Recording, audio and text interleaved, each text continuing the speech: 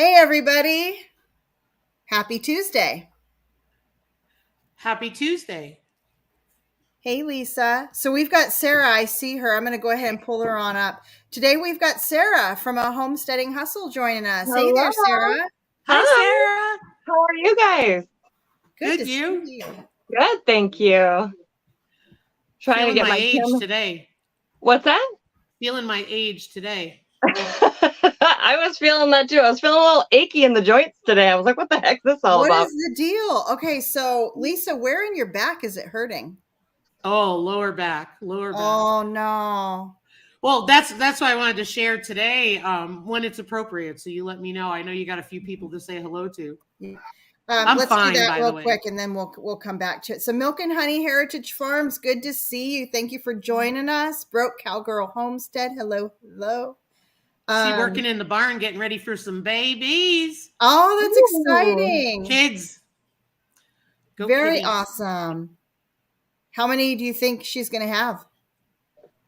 Broke I don't Cowgirl. know. I don't guess because We always guess. Well, no, but like typically not like your family, Tammy. Yeah. But typically, don't they have like one or two? Or 2 or 3. Not like 6 like yours or 5 or 5. whatever. We had the one that, but the one that had 5 this last time, she only had 2. Oh. Gotcha. I'm sure I'll be drooping this afternoon. Had to have a wiener dog at the vet. Oh no, I hope your wiener dog's okay. Oh, and that's the cutest little wiener dog too. I think I've seen it. If it wasn't yours that I just recently saw, someone else has one. Oh, Hey, my Yeah. Renaissance grandma. Last year one had 4. Yeah, I remember that. It's just Mhm. I'm not as familiar with goats. Yeah. I love guessing on the big commercial sows because man, you can guess like 12 and they'll have like 17. Holy smokes. They pop them out like little jelly beans with legs. It's crazy. Oh, she's got 3 due. Wow. Yeah, so is it okay if I give my tips for goals? Yes. Yeah. Here's my new tip for goal achievement. And I'm dead serious, so don't laugh at me. So I grew up in a house that was like a museum. My mother cleaned it all the time. My friends would joke, hey, Templin Acres. My friends would joke about it like, oh my gosh, we can't like move in the house because Marion might come behind us and move it, all that kind of stuff, right? Well, I used to do it too, admittedly. I've gotten away from it because I'm not living. I want to live my life. I don't want to spend my life cleaning. So anyway, with that being said, we pick things up and everything, but when I vacuum, but I don't sit there and worry about dust because we're in South Dakota. Pellet stove and dust blowing are nonstop. Yeah. Right. Hey, Barb's Country Home. Hey, Gail Southern Living. So, hey, Betty. Hey, Templin Acres. So I found what works. This weekend, I've been on a spring binge cleaning thing. I got 4 rooms done already. Like we're talking wash down to the walls, move furniture. That feels so good. Well, yeah, it looks good when it's done. Anyway, it's so cool, right? Now here's what my logic is. You wake up, you do chores if you got animals. Mm-hmm. You sit around, you relax, you have some coffee. Mm-hmm. You take a nap. Yeah. What's that? I know. Sorry, Sarah. I don't have little ones, so come on now. You might have a house that falls apart with them running around. But I gotta tell you, I took a nap. I took like an hour nap, and granted, when I woke up, I didn't want to do anything. Mm-hmm. Oh yeah. But I forced myself, and I gotta tell you, I got stuff done. Nice. Yeah, awesome. And then that's why my back hurts. So dang it. But I did nothing yesterday but watch the snowfall. Mm-hmm. But that's been really good. Mm-hmm. The other tip I have is you guys know that this room behind me is one big room. Mm-hmm. I'm breaking it. I always look at it as one big room. I'm breaking it down to 2. Mm-hmm. Oh. And it makes it a lot easier because this part here is almost, it's like an open wing. Uh-huh. But then I'll do the other part and it's a lot more manageable. Uh-huh. And you can check off and know what you got done and everything like that. I did that with our dining room and kitchen because they're technically one big room, but because of the cabinets, but I split it down and silly things like that. I know it sounds so dumb, just clean, Lisa, what the heck, but it made a big difference. Yeah, it did. Real because quick. You get it done and you're like, okay, this is done. Yeah. Yep. Designated areas. This is this. Yes. Okay, now move on from that. Yeah. Yep. Gail Southern Living. Hello. Dawn Ray B. Hello. Templin Acres, Barb's Country Home. Kill It and Grill It. I think we said hi to y'all already, but just in case. That's an awesome Kill It and Grill It. Are you doing better? I just want to make sure you're okay. Yeah, it's crazy. Yeah, Gwen says if we had winter weather like you have, my house would be spotless because I would not want to go outside ever. Well, it's actually the opposite because every time you go out, you're bringing the indoors in. Oh, yeah. So it's like you forget the egg basket. You got to take your boots off and all that stuff. Wow. And the days when we have the stretches where we have that frigid weather, things tend to pile up. Yeah. Because there's gloves everywhere. There's buckets everywhere. There's all that stuff that we use. We're using constantly. So it just piles up. So but yeah, it feels really good. I've got I've got these two here, one spare bedroom and a laundry room, and I'm done. Oh, that's awesome. What a good feeling. I'm not doing the man room. Leave that to him. Yeah, you know what he says? He says, well, you don't have to clean it, but if you want to go in there and go through some stuff. I was like, yeah, no, I'm not cleaning it. So I had the similar experience on my side, moving boxes because we finally got everything out of storage. I still have boxes to unpack and advice to everybody: don't just leave things in storage for a couple of years and then move them all. Oh, you didn't leave them a couple of years. Yeah. Well, I did. When we moved from the valley in Arizona up to northern Arizona, I had stuff in storage and I knew that I wanted to move us.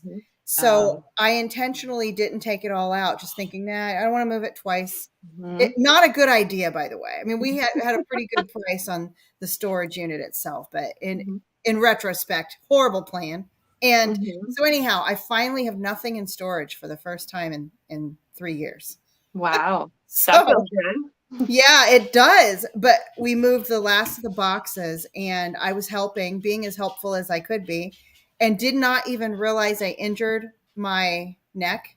It was weird though. It was at the base of my skull. So it was like those neck muscles, I guess, that connect your skull to your neck. So it wasn't like, your typical neck pain that's down here, like, or radiating into your shoulders, right? You know how it does? Yep. It wasn't that. It was the base of my skull. I had to hold my neck like right here up against back of my skull in order to swallow. It was absolutely the most painful thing. And I have had back pain, but I had the kind of back pain where I was fine until I tried to sleep, and then it was bad. This neck thing was all the time. So better today. I had to get a round of steroids and some muscle relaxers to kind of nip things in the bud. But do you guys, either of you, ever go to a massage therapist? No, I mean, I don't know. I've gone to a chiropractor years and years ago. I used to do massages more regularly when I was working. Yeah. Because it was a big part of my self-care with the vicarious trauma that we dealt with. Absolutely. So I used to do it a lot then. One thing I will say is deep tissue is not my friend. But regular Swedish massages are the bomb. Right. Well, that's what I do for work. So that's my side business is I do massage therapy. Too bad we're not neighbors. I know, right? Dang it. But for what each of you are describing, massage therapy can be a very helpful aid in a long-term healing process. Depending on, obviously, Tammy, what you're describing sounds very much like some kind of muscle work would be really beneficial.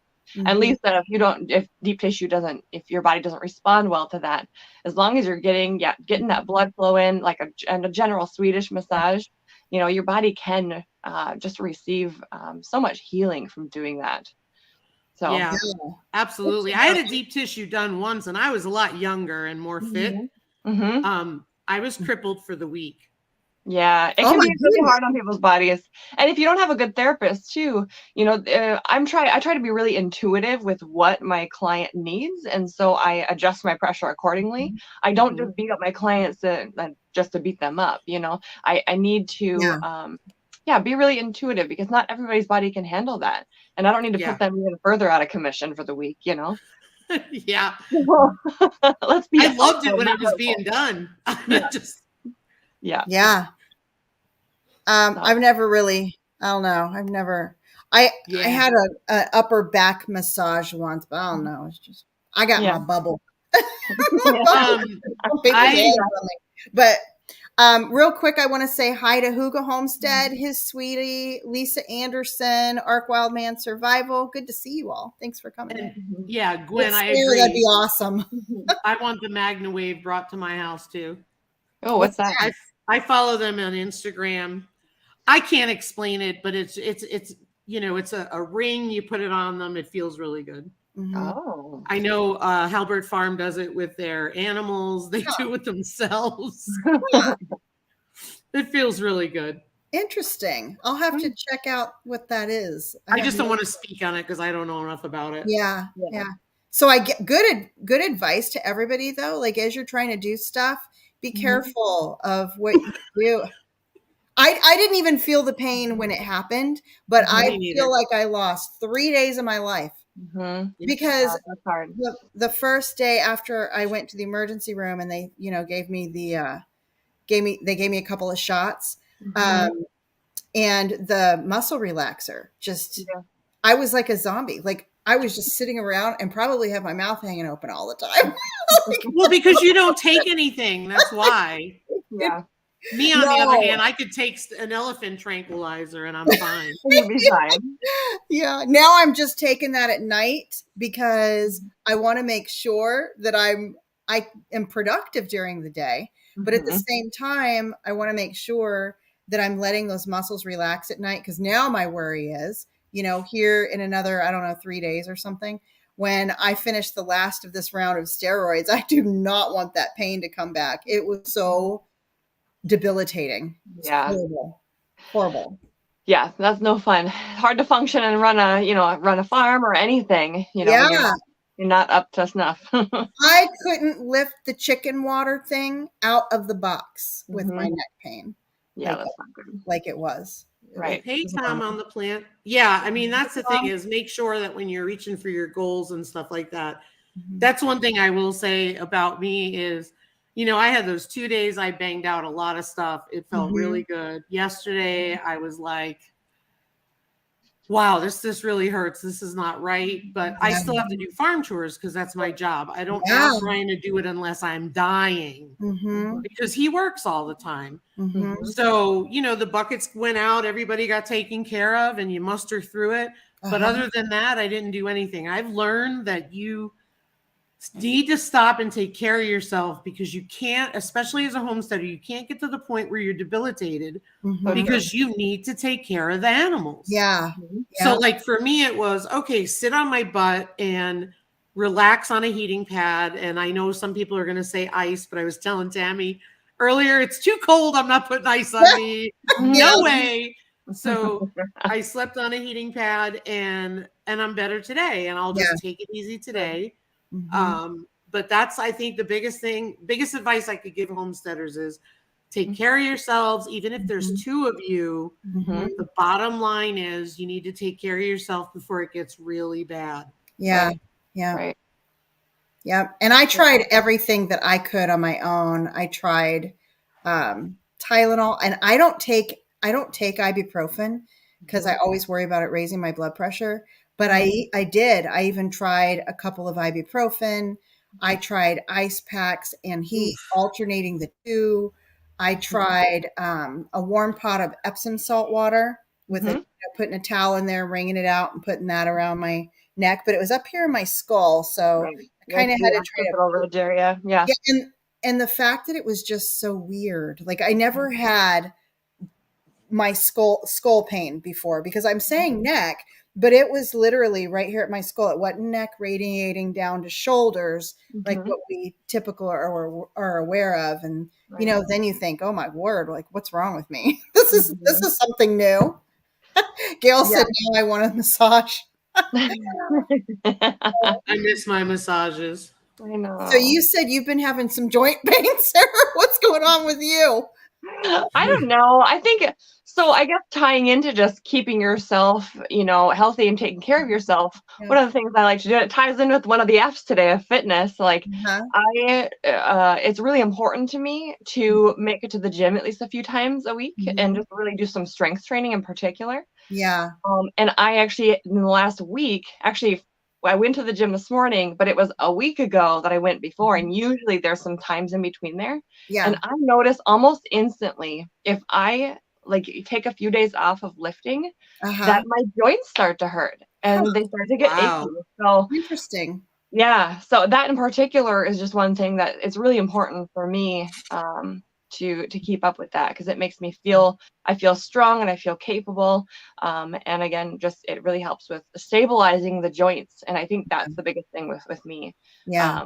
My structure is like I come from a family and they have kind of, I wouldn't say like large bones per se, but we have like a very stocky structure. And so I do think that I might have I might be a predisposition to some sort of like just joint stuff. So that's really important for me. So there's one of my F's for the day for you. Yeah. Well, now that we've gotten our old lady syndrome out of us. Yeah. Hey, Sarah, do you want to take a minute and tell everybody about your channel, kind of share about your homestead and the animals that you have and everything? Sure, I can do that. So I am married and we have 3 kiddos and we are in Minnesota. So it is cold. We have 10 acres. And we started the whole homesteading adventure when we used to rent back in 2015 with chickens. We started with 6 chickens. And we had a little bit of a garden at the place that we were renting. And then in 2019, when we bought this property, we started expanding and we now have over 60 egg-laying hens. We do have 1 rooster. Wow. Yeah, and we have 5 sheep. They're wool sheep. And right now, they're really cute. They don't make us any kind of profit or anything yet. We're still kind of just learning about what it takes to have these kind of animals. Yeah. And at some point I would like to use the wool. I know when I was a guest on Lisa's show probably about a month ago now, I talked about wanting to actually utilize the wool and I still haven't done it. That would be so fun. It's on the list of to-dos. And then in the summertime, my husband and I, we do meat birds and we try to do them every couple weeks and we call them and process them all ourselves. And we do sell them to friends and family and some of my clients and stuff. So just people we know. Yeah. We have a couple dogs, couple cats, barn cats, although we don't have a barn. They just do their thing. We love to garden. We have expanded our garden a little bit every year. Our garden's pretty large. So this year we're just going to really focus on filling it in rather than making it larger. But we do lots of different vegetables. But this year I'm going to start doing more like cut flowers. Last year I got really, really into the zinnias that I grew, and that was my first year ever doing it. And they make amazing cut flowers. And so everywhere I went, I was like, I'm going to make a bouquet and bring it with. So this year I'm going to intentionally plant a bunch more flowers and actually maybe try to sell some of those. No kidding. And sell bouquets of flowers. That's really nice. That's a good idea. I love flowers. Like they bring me so much joy. They do. So that's definitely something that I am looking forward to this year. So awesome. We've got daffodils that are growing out back. I didn't know what they were. I shared a short on it to ask people like, what is this? What they are. Yeah. And I found out they're daffodils. First time I've ever seen them. I mean, I don't know, maybe I had one in a bouquet or something of flower. Yeah, but they're beautiful. They're so joyful. Yeah. You know what I mean? Yeah, I love it. Nona Grace said, do you find one rooster can do his job with so many hens? Well, we have had multiple roosters. So maybe it was just last summer. We had, I think, 5 or 6, and that was a problem. We ended up having to call, I shouldn't say we, I didn't call any of them. My husband called a couple of them because that's what you need to do. People don't want roosters. It is very hard to get rid of roosters. I know. For free, they won't even take them. No, seriously. So we ended up then we were just down to 2. And one of those roosters we have actually had for a very long time. And he came from our old property to this property. And he was super sweet. And but he didn't really I wouldn't really say he was a protector of any sort. He was pretty docile, but he was so sweet. But the rooster that we have right now, they would fight. And this rooster we have right now actually would kind of beat him up. And it was just a really sad situation. We actually found him at some point. He must have got scared up into a fence, and we came out and he was hanging upside down by his talons on this fencing. Oh my goodness. The rooster must have been just pecking at his face because he was. Oh my goodness. Yeah. It was terrible. So we ended up rehoming him to my brother-in-law and his wife out in Wisconsin. So he went away. So now we just have the one rooster. We haven't had a ton of predator issues on our property. We do have a lot of overhead predators like eagles and stuff, but I haven't noticed a ton of issues with those yet. The rooster that we do have, I think he does a pretty good job. I think if he would need to stand up for the girl, he would. Yeah. But yeah, so I mean, it kind of just depends on your rooster, really. Yeah. But and what you want a rooster for, because you don't need a rooster to have eggs. So right. Yeah. Hey, Gear Gryden, good to see you. Yeah, you're not incubating or anything. Well, we actually thought about it because there's a huge back order on chickens this year. So if people want to order chickens, there's an issue with that. Depending on when you want to get them. And we actually thought about incubating eggs this year, but I'm not sure if we will or not. So we'll see. We plan to incubate turkeys. Yeah, that's awesome. See what we can get. The reason being is I don't want to sell barnyard mixes because that's what I would end up having with the chickens. I don't even know what Dwight is. He looks like a mix himself. But the turkeys are in their own area, so I can at least sell them as a, bourbon red heritage breed. But we've been talking about, maybe getting some Bressies to have some and keep them in a separate coop. So that way we could have sustainable meat birds. I just haven't tried them yet, so I don't know that I want to do that. But we'll see. Yeah, we actually, that's a really good point that you said you don't want to have a mixed breed, and that's what we would have too if we were to incubate, because our rooster, gosh, I think he's a Brahma, but we have probably 5 or 6 different breeds of hens out there, and I mean you can pull aside the Americanas because they're going to be a very distinct color, but other than that, the rest are brown egg layers. So what we would come up with. And there's. Oh my goodness, that is mean. We are. I was looking at Gear Gryden. Sorry, go ahead. No, you go ahead. I'm waiting for the chick days at one of our local stores. That's huge. To go and grab whatever I can. Yep. Yes. I actually went into a feed store the other day just because I was waiting for my other kids at a birthday party, and I was really hoping they had chicks. They didn't yet. Real quick. Hey, Gear Gryden 19, thanks for joining us, and OTWP in the Now. Good to see you all. Hi. When I got my chicks, I had called to find out what day they were going to have them. I went down there to get them, and I feel like I got lucky because I bought the last dozen of the Cornish hens. Oh, wow.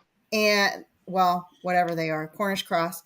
Yeah. And they had said that they were only there for 45 minutes. Seriously? Yep. That's wild. Yeah. And all of them. I mean, that's all that I got. I wasn't trying to get any other breed of chicken. Those were gone already. Yeah. Well, there was some that were there that were being packaged up for somebody who just bought the last of them. Okay. So they went really quick. And they Yeah. said, I'm like, did you guys not order that many? And she said, yeah, we couldn't. They wanted to place a larger order, but we couldn't place a larger order. So they ordered what they could. Hey, Yeah. Jessica G. Yeah. Mm-hmm. So they went fast. I've heard, that's why I don't usually go to TSC, and that's because they usually have like 6 tubs. Oh wow, that's a lot. But that's it. Like, Oh, that's it. Yeah. And then they don't get more either. Well, they get more, but it's like they get such little bit at a time. Oh. So they're always going to be out. And so Okay. the store that I'm waiting for is Runnings, and usually they have a whole back aisle. Oh, see, I guess I've never seen that many.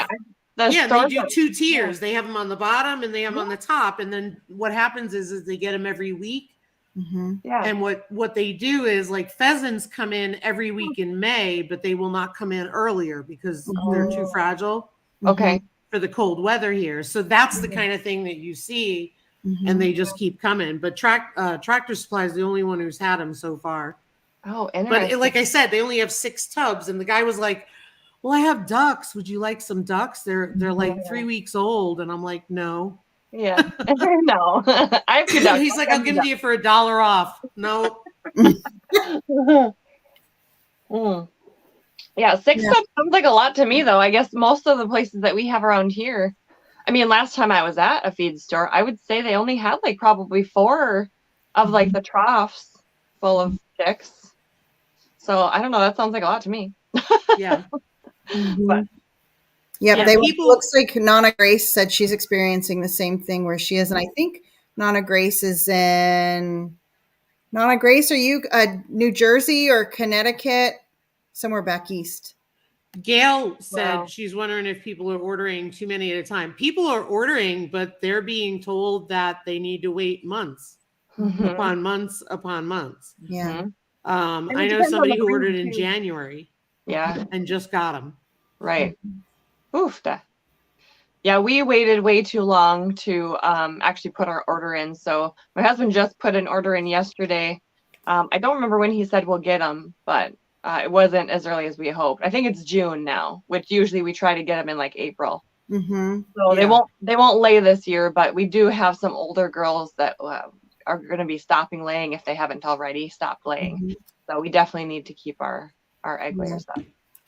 Yeah, if I can't get them, I mean, we could always incubate a barnyard mix here, like I said, or what we would end up doing is just either ordering them and then we'll just have to deal with them being little. That's all. Right.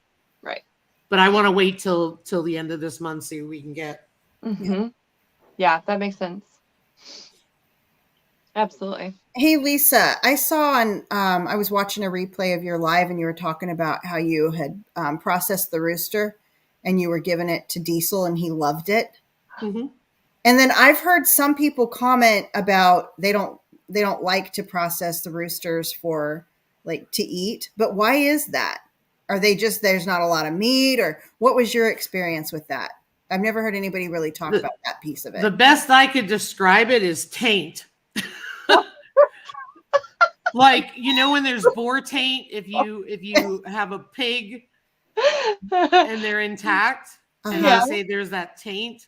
The roosters, we waited very long because I wanted to give them away because they were really nice, beautiful roosters. I want to call them. So they were probably about 7-8 months old, and they weren't fighting.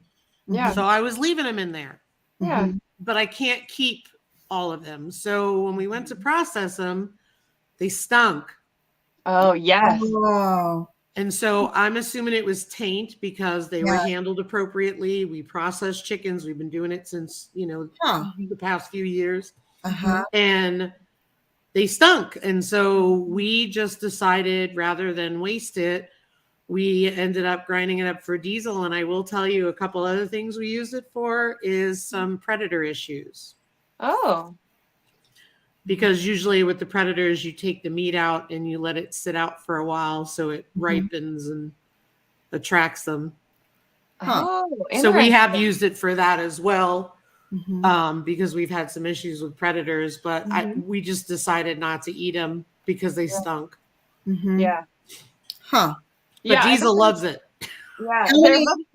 there must be like a hormonal thing, Mhm. like you're saying. Yeah, there must be some kind of hormonal difference because yeah, and we've processed a few of them, or at least started to process a few of them, and I do remember them having an off smell, and their cavity is very different too when you're cleaning them. They feel very different. Yep. Yeah.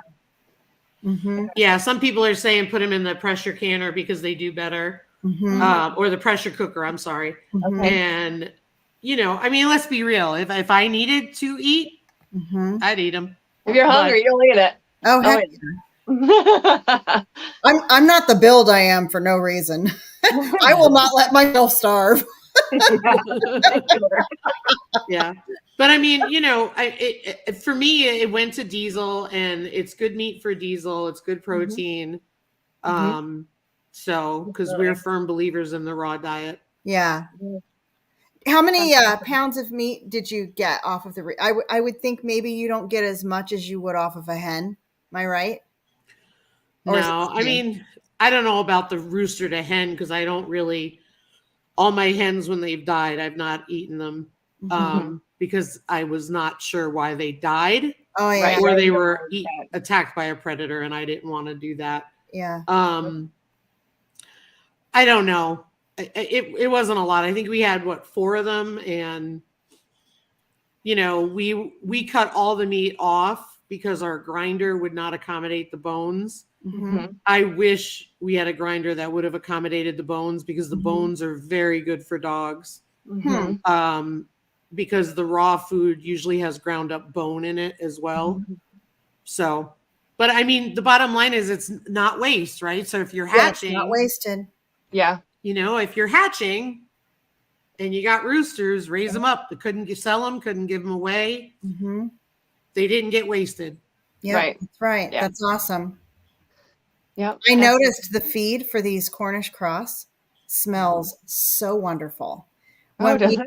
Yeah, this is going to be the first year that we've had chickens before, but we have not had meat birds. So this is the lady told us when we purchased them, she said, you're going to be so happy. They taste so good. And I was like, I would have been fine if they just tasted like, chicken that I'm used to eating. No. But the food smells like turkey dinner. Oh, funny. I didn't notice that with the feed that we buy for our Cornish cross, but the Cornish cross, they're juicy. They're good. Yeah. I'll have to see what kind it is. It's seasoned. I mean, it smells like sage, rosemary, and thyme. Wow, that sounds like a fancy feed. me and Sarah are sitting here. Sarah's probably thinking it in her head. She's just being nice not to say it. But she's like, I can't smell the feed over the Cornish cross. Poop. No. It does not smell that good. No. We smelled it when we opened the bag. They grow fast. They're growing very fast. I mean, they grow very fast. Yeah. Yeah. And so you say you haven't done meat birds before? No, this is our first time. Are you guys going to process them yourself? Yep. Awesome. Yep. I'm going to be involved in it. I'm going to be doing it too. We'll have 3 of us out there doing it. I got 12 because I was counting on losing a couple, and we did. We lost 2. You can tell like one of them, both of them, we of course just found them, but they were smaller than the others. So I suspect there was like some developmental issues or something. Yeah. It usually happens with a couple. But the others, the remaining 10, are looking good. Nice. How old are they now? They're now almost 2 weeks. Okay. Crazy. Are you going to let them go? Are you going to go 8 weeks or 10 weeks? Or what are you thinking for culling them? I was thinking 8 weeks. Yeah. But we'll see. Like we might even like cull some and then wait another week. We'll kind of pick out the fattest ones. Take a look at them. That's a good idea. For me, what we've found that works is we take a look at them, and you'll start to see some really big ones that never leave the feeder. That will start to have trouble walking and all that, and those are the ones to cull first. Yeah. And then if you have some smaller ones, we've always waited and let those grow up. I mean, and we had some 9-pounders last year. Awesome. 9 pounders? Yep. Wow. Yep. We let awesome. them. Here's the thing. That's the one animal that I love the meat. I'm just not, and it's great. I'm just not fond of raising them because I think they're disgusting. Yeah, it is. They're really, really dirty. Once they get big like that, their chest drags and their poop, and it's just my goodness, really? And they're like this. Dun, they totally. I just feel like it's gross for them. I look at them and I go, okay, my pigs lived a happy life up until the end. The Cornish cross just looked miserable. Oh man, good to know. And they're like Jabba. They just sit. I had it where they just sit at the feeder. Yeah. I mean, that's what you want them to do, but it's like there's some little ones. We were told you got to just feed them 10 to 12 hours a day. 10 to 12 hours a day. So you have to remove the feed, or they'll get too big too quick. They will just keep eating and eating and eating. We've seen even when it's in there for the remaining time, her head is over there laying on the feeder. I'm like, oh, I want more. Go through food withdrawal. Poor things. Oh my gosh. I feed mine free feed. I let them free feed because usually they're in there mixed with some Red Rangers who tend to forage more. If I look at that, like I said, we look at the ones that are getting really big, and if they need to be culled earlier, they get culled. Last year we raised, because we can't always get all Cornish. So last year we had Cornish, Red Ranger, and Royal Grey broilers. I don't recommend the Royal Grey broilers. They were large, but I was not a fan of the meat, but it was good, but not like Cornish cross. And so everybody's at different times and everybody's at different, but one thing that we did try the 12-hour on, 12-hour off, and it just didn't go well. They seem to bulk up a lot faster when we let them free feed. Okay. That's for Maybe us. we'll do that once they go outside. Yeah. Plus it's colder here when we have meat birds. So, we want them to have food. Oh, I'm glad Charlotte's doing well. Yeah. And hey, Brampton Gardener Rochelle, good to see you. Hi. So Sarah, tell us about your goals for this year. Well, good question. You did make it up. Okay, so I'm going to remind you of some of the things you said, kind of help you out. Because you did mention that you're making your garden larger. And you mentioned that you have the wool sheep and you're still wanting to. I think sheep would be so fun because of the wool, because I like to crochet. Yes. So I would love to spin yarn. That just sounds like the funnest, most peaceful activity. Yeah.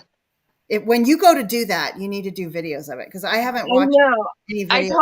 I definitely thought about that, because I taught myself, I think it was last year, 2021. I taught myself how to crochet. I just watched some YouTube videos, taught myself. I've made a couple of things. And then just this past fall, I did buy a spinning wheel.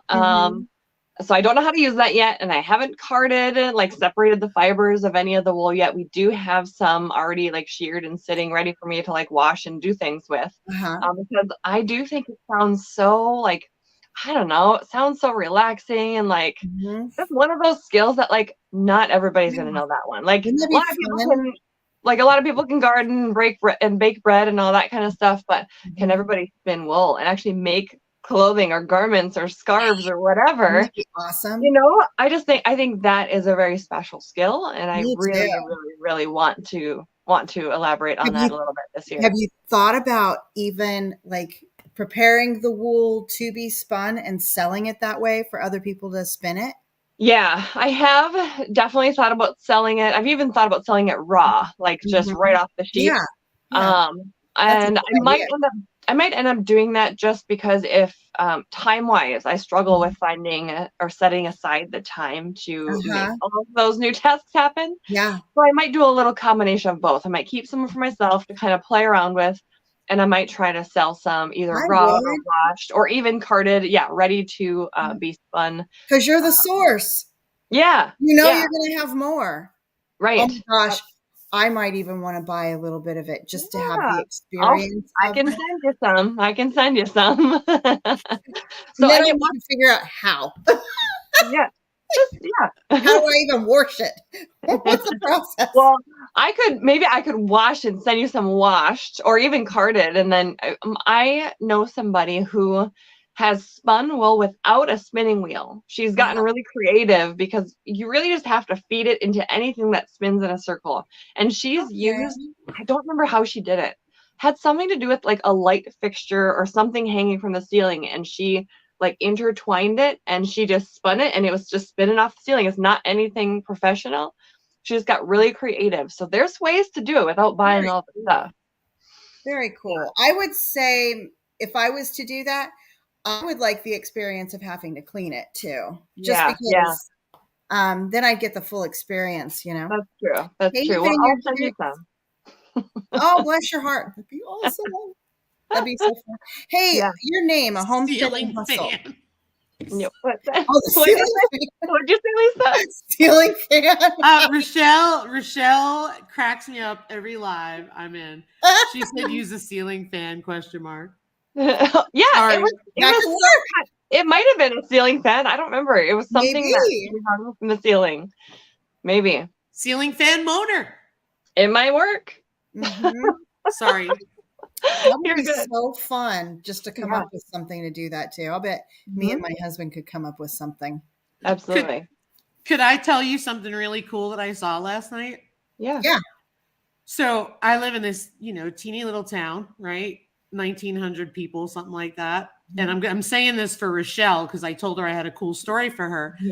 Last night I'm doing the Instagram scroll, and it comes up with this quilt store in my town. Oh, and I'm like, where? Yeah. So I'm looking around, and I click on the links, and it says, the links are not active or something like that. And I'm like, oh, it's probably a closed business from 10 years ago, right? Turns out there's supposedly a quilt store in my town, and I found them on Facebook, and they posted 3 days ago. What? Awesome. It's on a little side street with no sign. Awesome. That's cool. Do you do quilting, Lisa? No, but I didn't want to take up all the time telling the story, but when we moved here, you know what happened, right? In the world in 2020. I looked for knitting and crocheting places to meet people. Couldn't find any. Right. And the only one I found recently is an hour away, and it's on Friday nights. And while we do our live, plus I also don't want to do it when my husband's home. So I think this place has a knitting thing at their store. So that's how I found it. And I'm like, so it's a good thing my phone listens to me. Or is it? So I'm going to go there today and check it out. That's awesome. So they offer I don't quilt. Do they offer classes, or is it just like? I think they do like a knitting group where people just come in and knit, but you can learn from people when you're in there. Yeah, that's true. So I don't know. I'm going to go check it out, but it's like this little hole in the wall that you wouldn't even know. Yeah. In fact, when the rally comes around, that whole street is closed off and tents are up for biker merchandise for the rally.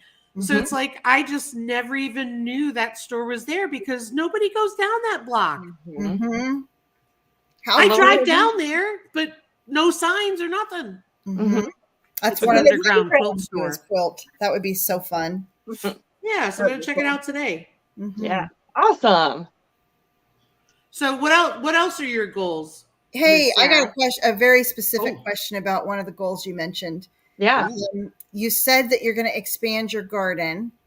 What is I'm going to fill in our garden. So in the past, we've expanded it, like made it bigger a little bit each year. This year, we're going to kind of like fill it in and just make sure that we're utilizing all the boxes and just really kind of, making it a fuller garden. Nice. So, awesome. What kind of new plants are you planning on planting?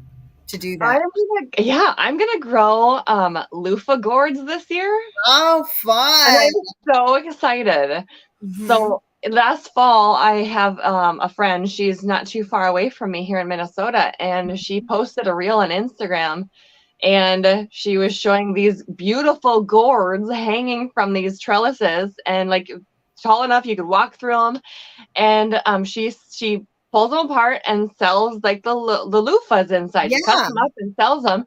And I Yeah. was fascinated. This is the first time I've ever seen this. I didn't even know this was a thing. Yeah. And so she sent me a couple, and I've been using them, and they're amazing. And she also sent me the seeds. And so that is something in particular I'm going to be growing this year, and I'm pumped. Oh, Did you that's start exciting. them yet? I didn't, but I'm going to probably either this weekend or next week. I know they need a long time. Yeah, one of the things that Rochelle at Brampton Gardener sent me some, and I did them last year, and I got like some this big. Yeah. So I haven't started already, but one of the things that Rochelle at Brampton Gardener taught me was to use the baggie method to start them. Okay, what's that? So you put lay the seeds on a wet paper towel, fold it over, and put them in a baggie somewhere warm and dark. So what I do is put them under a seed tray on my heater mat. Okay. When they start to sprout, stick that little tail in the dirt. Yep. And then leave them alone. And it works like a charm. And I already have mine. They have their first set of leaves on them. Okay, I'm doing that. I'll do that ASAP because that sounds like enough to start, even if I have to go to work. Don't let them go too long in the paper towel because I forgot for a couple of days, and believe it or not, they started to weave into the paper towel. Oh my goodness. Okay. Crazy. That's awesome. I love this idea. I'm going to do this. Thanks for that. Yeah, no problem. They're exciting. Do you use square foot gardening in your garden to make it more fuller? No. So right now we have around the entire perimeter of our garden, we have boxes. So my husband has built boxes. So we do kind of the back to Eden, like lasagna layering method, in our boxes. And then, kind of in the center, we do just some basic like in-ground stuff, whether if it's potatoes, we're making mounds or whatever. And then last year I started incorporating trellising into that. And so I have not really done necessarily a lot of like square foot type gardening. I'm not terribly familiar with that, to be honest. I know I've heard of it. I don't really know like the method and the process. I've always just done like rows. So well, while you guys are talking, I will show you what I bought last year that I found really helpful. I'll be right back. Cool. Awesome. Yeah. You said you had a very specific question for me, Tammy. Oh, that was the question. I was wondering what new you were going to be growing. Gotcha. Okay. And then I know your channel name is a Homesteading Hustle. Can you tell the story of how you came to that name? Yeah, sure. It's pretty random. Being that I'm a massage therapist for work, I have a lot of time to just think and stew on things. Yeah. And so I was really struggling with trying to find a name that wasn't really corny, although I'm pretty corny. So any kind of corny name would work. Me too. But this is something that like, I actually was just kind of like praying about like clarity on a name. And this popped into my head and I didn't hesitate. I was like, that's it. Yeah. I love it.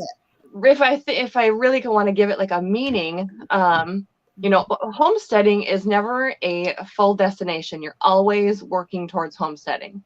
We're always learning something new. You've never fully arrived at that. I mean, can we be 100% fully self-sufficient? Not really.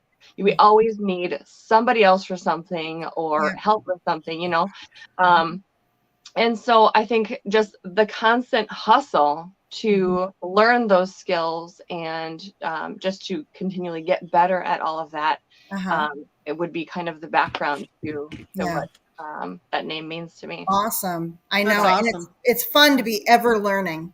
Yeah. Oh, yeah, one of those. So that's cool. Okay. The square foot gardening tool. And so, and I could take a picture and send you the dimensions. I love it. Right?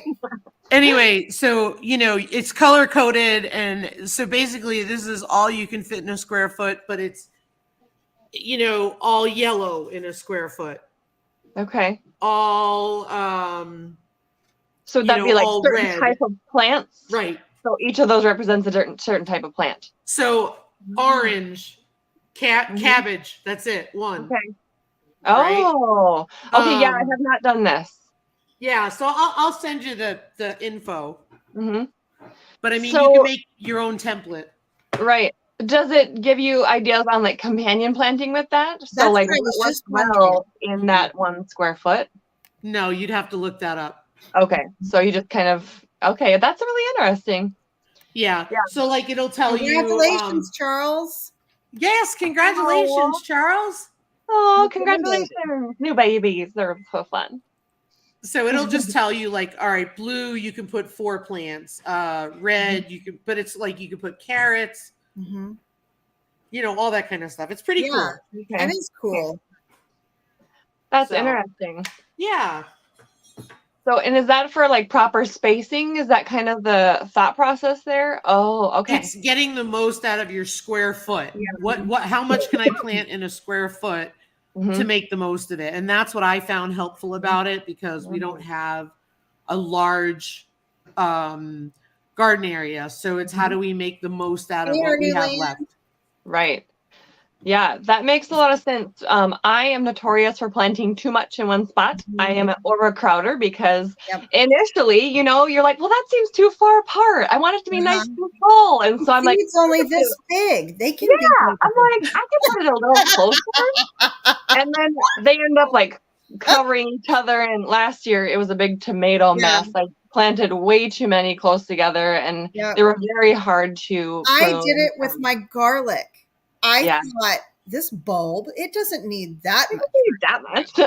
And then they all turned out small, and I found out that the likely reason anyways, I mean, it could have been a combination of reasons, in an arid area, a dry area where I tried to water it, be on top of it, but they will turn out smaller if you plant your garlic bulbs too close together. I mean, it's only going to be this big, but the thing is, they need the nutrition from the surrounding soil, and they all end up getting depleted.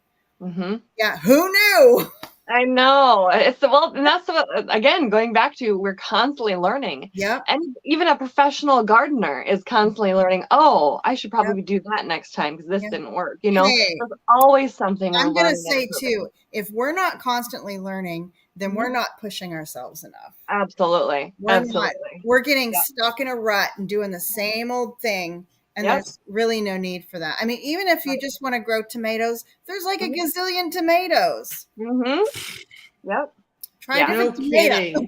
Different varieties, different ways of growing it. Try different, lots. Yeah, we need to also read the back of the packages. Oh yeah. I know, but I think a lot of us don't. And I mean, it tells you everything you need to know, but I think a lot of us skip that step, and we're just like, you know what, Lisa? I'm so glad you said that, because I will totally read the back. Okay, how many days before the last frost date can I plant this? There we go. All right, I got it here. And then when I go to transplant, I don't go back to the back of the package most of the time, like ever. Well, and I think it's hard too when you're growing a lot of different things. It's like, I don't have time to go back for this. This got to get outside. We got to move forward on this. So. Yep. Unless you're really focusing on 2 or 3 crops or whatever. Totally. Vineyard chicks. Yes. Learning is like playing. Absolutely. And the other thing too is like, let's face it, I got all the early variety tomatoes, right? And I got all that stuff, and we know how it works, right? But then, it's how they work here. Yeah. So the reality of it is I could start my tomatoes and my peppers, 8 weeks before frost date. I really need to start them earlier because they need to be mature by the time they go out, because they don't have a big window. Yeah. Right. So, that's where the seed packet kind of doesn't know what's going on, because you're in your own little microclimate. Yep. Through that. Did you see this question, Lisa? She wants to know where you got that. I got it on Amazon. if you go to my community page and scroll down a little, or I can repost it. But I mean, I think it was cheap enough for me. It was worth it because it was really helpful. Or you could look online and you can make your own. You probably print one off. Yeah, I mean, it comes with a color-coded thing where it says, okay, orange is cabbage, red is this, and this, yellow is this. But I like it because it comes with the template, and you put it down in the dirt, and you mark it, and it comes with the dibble, with depths on it, and the seeds, and then it's got. What do you mean? Wait. What do you mean? And the seeds? What do you mean? Put it down the scoop in the front. You can put the seed in. What? Oh. And here's the cool. So, for example, you put that there. You put your seeds in. I mean, do you need it? No, but I like it. But that's so fun. It makes me happy. Yeah, there you go. And that's all that matters, Lisa. Lisa, if you want to worked out well. I mean, I feel like I went through my whole garden and I just kept pushing that down. And I went and I did. Feels like it increases the efficiency of the process. Am I right about that? Yeah. And I'm what do you call it? Like, I don't have the patience. I don't like gardening and I don't have the patience. So in the ground, I like the greenhouse. I don't like the ground. Yeah. So I just take it and I stomp it all in rows, and my garden is all gridded out. And then I go, okay, what can I put in there? Right. Yeah. Do you see this question from Vineyard Checks? So I start this process. I'm not exactly great with my follow through in regards to writing it down somewhere when you planted it. That's what I struggle with, is staying on top of maintaining those records. I value. How's everybody else do? I don't, because the reality of it is that my harvest won't always be according to what the packet is. Because my loofah was started last year, and by the time the first frost came, which was actually late, they still were not as large as they should be, because they're not getting the heat and humidity in our area that, say, you would get, Mountain Grandma. Right. Yeah. So days don't matter. It's humidity. When does the fruit look good? Humidity, I know nothing about. We'll see what I kill this year. Get ready. I'm telling you. Yeah. Yeah, I would say I do very similar. Like, I kind of start the process. I usually will write down when we started the seedlings, and maybe sometimes I'll write when we put them outside.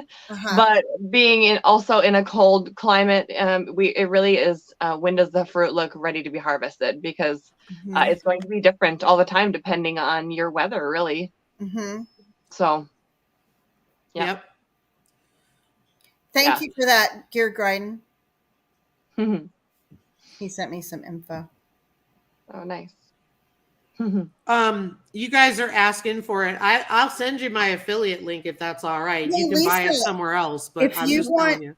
Yeah, if you want to do that, send it to me. I can also drop it in the description box for anybody who's going to catch the replay, or anybody who's here now and wants to come back and look later.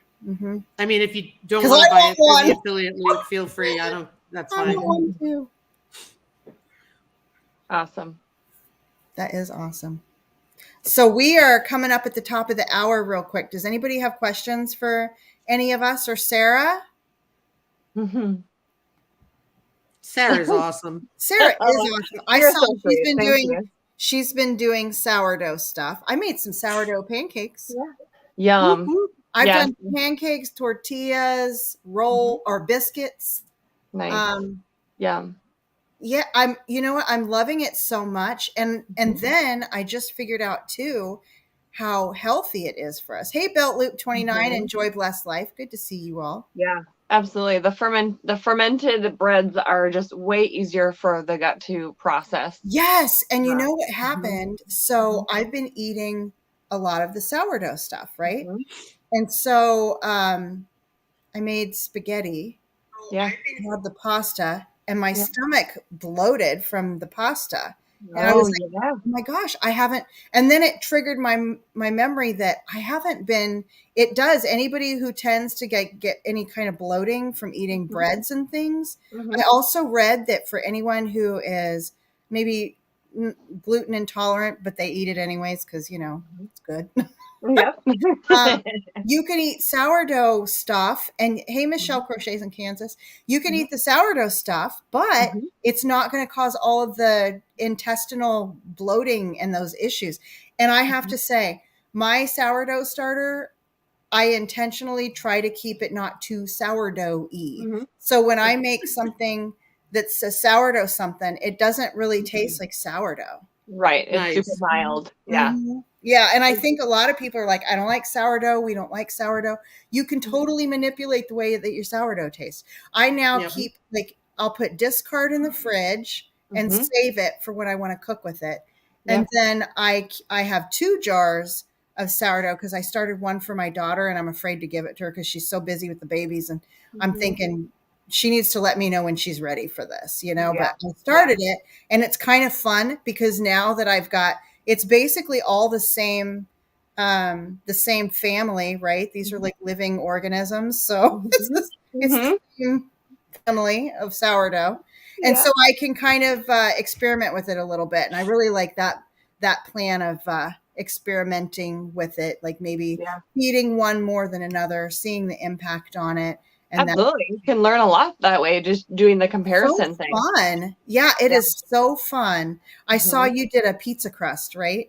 Yeah, I make it every Friday. Do you? Yeah. Have you tried freezing it? Because I saw some people make the dough to stick in the freezer just to have when they're ready to make a pizza.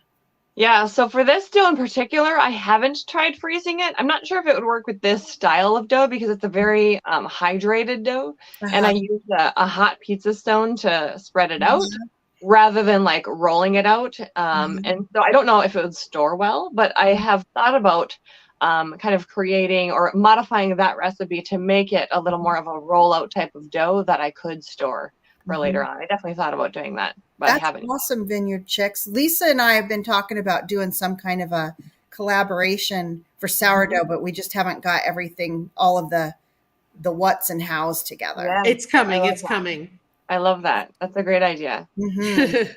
Yeah, I love using sourdough for everything. I just think it's such a great staple to have. For anybody. It doesn't have to be a aspiring homestead or anything. I mean, anybody, if you can learn the skill of keeping a starter alive, it's like a pet. You can incorporate it into everything. Yeah, it's a pet. It is. I think you have to remember this is like microbial life. You got to feed it so it doesn't die. Absolutely. And you can get close to death with these things. Don't worry. Yes. You can survive them. They can come from the depth. That's what I call it when it's got that gray, how it can get some liquid on top. That's the hooch. Yep. Stir that right back in there. That just means it's super hungry. It's going to die. You need to feed it. But it isn't dead yet. Yep, exactly. It is. It's been a fun thing for me to do. And at this point, geez, Lisa, you know about how old is your sourdough starter, Lisa? Oh, I don't know. Not that. Mine, I think yours has got to be about 3 months old. Oh, it's more than that, I think. More than that, then. Yeah. Vineyard Chicks, I'm going to have one soon where that's going to be part of our collaboration. Yep. But if you wanted to start earlier, I'd be happy to tell you how. Yeah, it's fun. It is really fun. Yeah, and some people, they keep them for years and years and years. Some people keep them going forever. Yeah, like I heard one lady has her grandmother's sourdough starter. That's crazy. Isn't that awesome? I want my grandbabies to have my sourdough starter. Well, it makes me wonder, like, is that really passed down? Like, is it really that old? Like, that just blows me away that somebody in that process didn't kill it. They stayed on top of it, right? Yeah. Charlie, I just emailed it to you, so you should have it. Funny. So we are at the top of the hour. Thank you all for coming in. Lisa and Sarah, anything going on with your channels that you want to share or let everybody know about? I'm still just kind of it's kind of a mixed bag of the videos that I put out. So I guess love your videos. You get oh, great thank you. editing skills. I really love the content. You guys really Yep. need to check it out. Hey, Thank FR you. Humphrey. Yeah, it's been really fun to just kind of just be a sharer of information. Mhm. There's some things that people might look at and be like, oh, she knows a lot about this subject, but other times it's just like I'm just sharing what we're doing. So Yeah. I just think it's been a fun platform to be a part of and to experiment with, and Yep. And sometimes we downplay what we do. We don't yeah, realize. that's so true. That's so true. Because we don't know what our audience enjoys Mhm. necessarily as far as what are they actually taking from it. Yeah. Right. So it's hard to say, but it's been really fun. And this year I just plan to branch out a little bit more. I'll probably share a little bit more about like our faith this year, and I have been wanting to record like my birth story of our youngest, and just some random things. Again, if you go on there's a lot of random things. So I haven't necessarily narrowed it down to any specific lane, but as we approach, spring and summer, we'll do a lot more like meat bird type stuff. And yeah, so That's awesome. we'll keep it interesting. How about you? Yeah, that's what we do. Yeah. So. I did want to say for us, tomorrow at, I know it's 5 our time, so I'm going to say it's 7 Eastern. We are going to be on Bushcraft Family. Oh, awesome. What was the time again, Lisa? I think it's 7 Eastern. I will be, I'll put it on my community tab. Cool. How awesome. Fun. I'll try to tune in for that if I can. And everybody be on the lookout for the sourdough thing. Oh, we're just working the deets out. Just working out. One thing I got to share is I did a giveaway video, and I was supposed to do the drawing last week, and then I hurt my neck. So everybody, you still have a chance if you want to go and leave a comment on that video. 700 is the code word. I'll give you the cheat. Leave a comment there, and then I'm going to do the drawing on Wednesday. So I think I told everybody by tomorrow at noon, Wednesday at noon, and then I'm going to get that drawing done. I'm going to give myself a little grace in case I flake on Wednesday. So Wednesday night, Thursday, keep an eye on yourself in case I flake. Thank you all so much for joining. We will see you next Tuesday. And I hope you guys have a great week. Keep your joy, everybody. Thank you again for coming, Sarah. Yes, thank you for having me. Thanks for being here.